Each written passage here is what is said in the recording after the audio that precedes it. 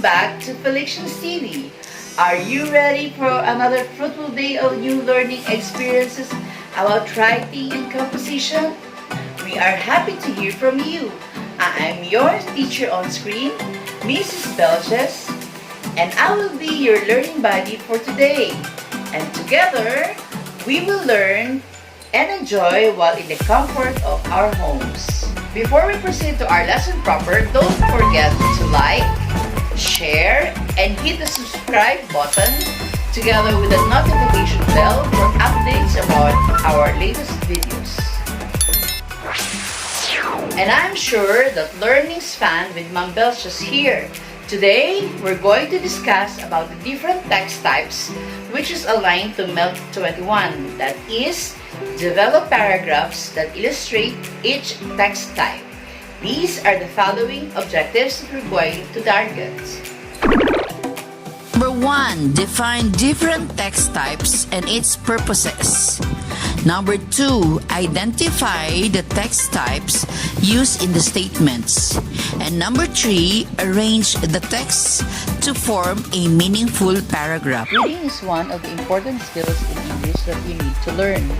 Reading reduces stress. It helps us build a better vocabulary. It stimulates our imagination.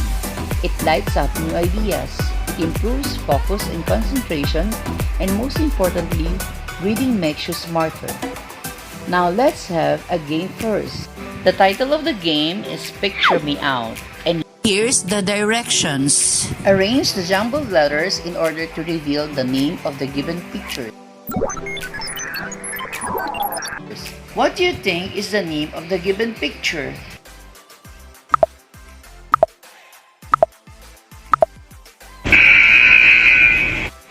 You are right! It is a newspaper where we can read the latest news locally and internationally. How about picture number 2? What is the name of the given picture?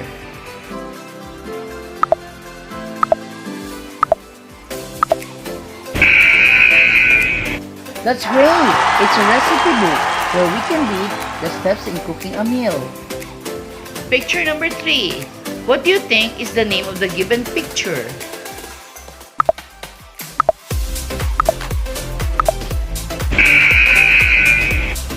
Good job! It is a menu used when ordering in a restaurant. Picture number 4. What do you think is the name of the given picture?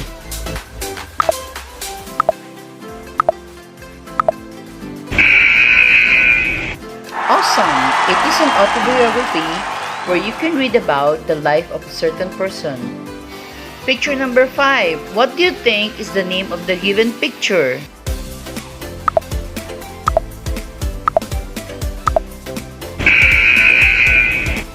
That's correct! It is a letter where we can send messages to our friends or relatives. And picture number 6. What do you think is the name of the given picture?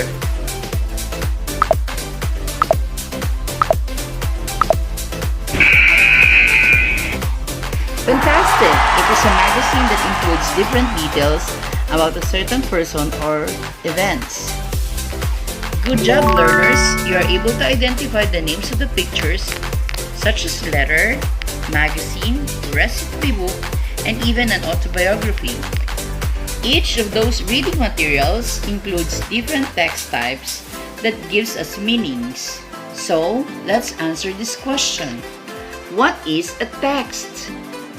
Text comes from the Latin term texere, meaning to weave. A text is a human product which form is achieved by its author's design and its meanings by the author's intentional uses of the verbal medium. There are different text types a person may encounter in the course of a single day. They might read a newspaper article in the morning that informs about the things happening in a country, a recipe book that instructs you to make dinner, reading a novel that describes a particular character in the story, and an advertisement that persuades you to avail their latest product. All of these are because of the different text types that we can read. Let's start with the narrative text. Narrative text. It narrates a succession of events in chronological order. It entertains, instructs, or informs readers by telling a story.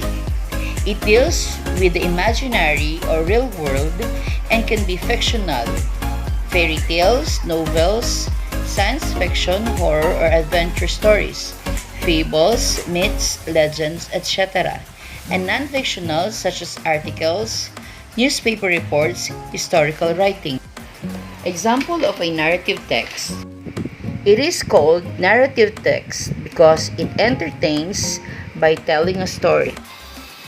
Expository text. It is intended to identify and characterize experiences, facts, situations, and actions in either abstract or real elements. It is meant also to explain, inform, or describe, and it is the most frequently used to write structures. It is an information-based text or a fact-based to expose the truth through a reliable source. Examples: textbooks, news articles, instructional manuals, or recipes. Explanatory text. It tells your audience how something works or why something happens. It is a retelling of what happened, such as in a simple report, to address the why and how of what happened. An explanation text is similar to a procedural text, and this can often be confused. However, an explanation text can explain the how and why behind the process. And here is an example of an explanatory text. Factual recount is used to record details and facts of a particular event which the speaker or writer has not necessarily been involved in or has not experienced but has seen or thought is interesting to write about. An example of a factual recount.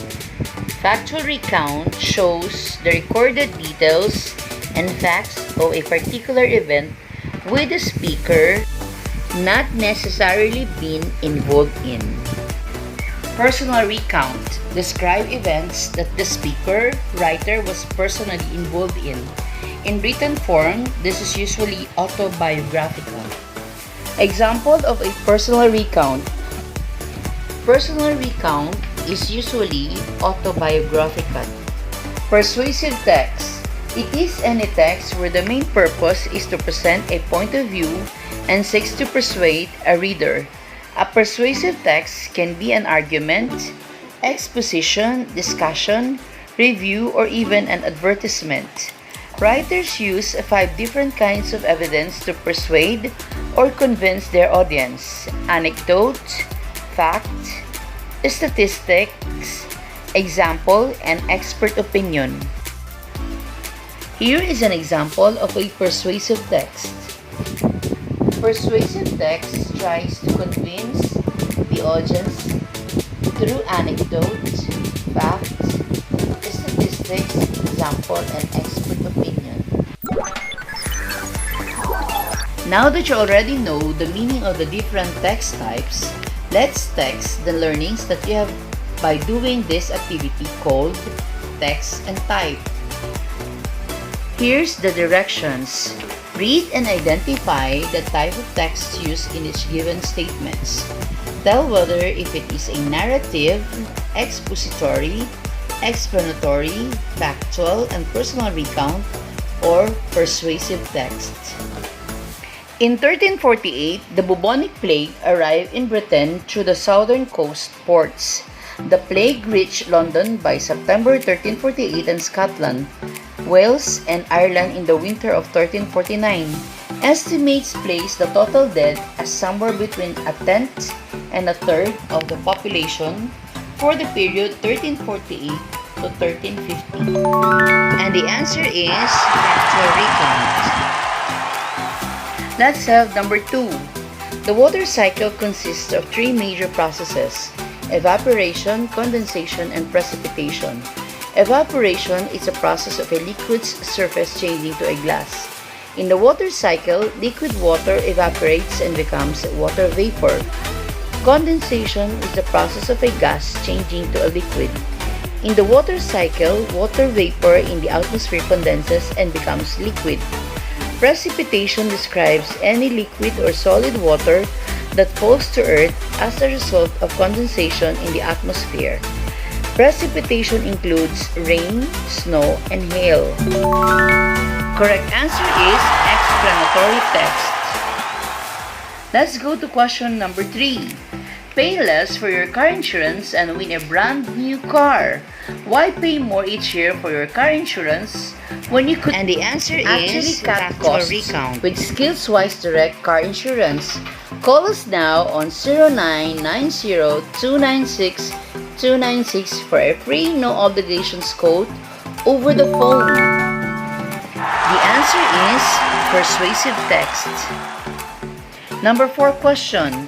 25-year-old Ong Kok Hao is accused of hurting 76-year-old Wang Li Liani Lai on a bus service number 167 at about 3 p.m. on June 5 this year. Ong is said to have used his right hand to push the old woman on her back, causing her to fall on the steps of the bus. The incident was captured in a 2-minute video and uploaded on YouTube. The video shows Ong suddenly flying into a rage at Madame Huang for pressing the bell at the last minute along Upper Thompson Road. A shouting match then ensued, and during the heated spat, Ong threatened to slap the woman before pushing her down the bus. Ong's lawyer, Eddie Ko, will be making representations to the court. The case will next be mentioned in December. The answer is Factual Recount. Question number 5. Measure the first side. Measure 3 foot on the first side and mark it off. Measure 4 foot on the second side and mark it off. The answer for number 5 is explanatory type of text. Awesome grade 8 learners! You were able to identify the text types used in the given statements. Now let's proceed to another activity, which is called fact or bluff. Here's the directions. Read the sentences carefully. Tell whether the statement is a fact or a bluff. Question number 1. Essentially, the purpose of narrative texts is to tell a story. And here's the correct sequence of the paragraphs. And the answer is fact. Question number 2. A text is anything that conveys a set of meanings to the person who examines and reads it. Is it a fact or a bluff? Number 2 answer is fact. Let's have question number 3. Factual texts tend to inform, instruct, or persuade through the use of facts and information. Is it a fact or a bluff? The answer is, it is a bluff. Question number 4. Personal recounts focus on retelling events or experiences of somebody's life. Is it a fact or a bluff? The answer is bluff. Last question number 5. Persuasive type texts are to convince the reader of a particular viewpoint or taking a specific course of action. Is it a fact or a bluff? The answer is fact. And now, let's have our last activity. And here's the directions. Read and analyze the given sentences. Use numbers 1 to 5 to arrange the sentences in correct order to form a meaningful paragraph. The black dragonfish is a sea creature living in the deep recesses of the ocean. Here are the jumbled texts. All you need to do is arrange them from numbers 1 to 5. In addition, photospheres are scattered along the dragonfish's body to further assist its sight. Like other deep sea creatures, the dragonfish produces its own light R through an appendage on its neck called a chin barbel. It resides 2,000 feet below the surface of the ocean, with some of the most stalwart creatures under the sea. The dragonfish uses these features to lure in nearby prey. As their prey becomes attracted to the light of the barbel, they float right into their deadly jaws. 20 minutes is given to you to arrange the text in order.